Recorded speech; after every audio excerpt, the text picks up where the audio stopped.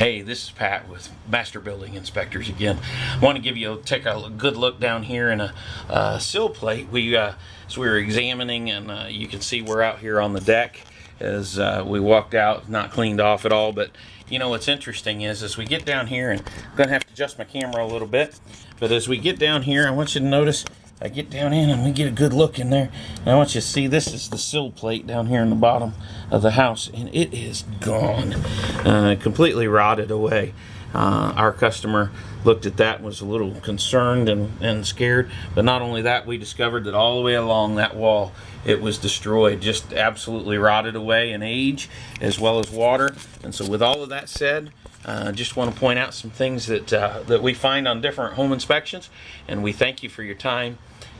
Have a great day. Pat from Master Building Inspectors.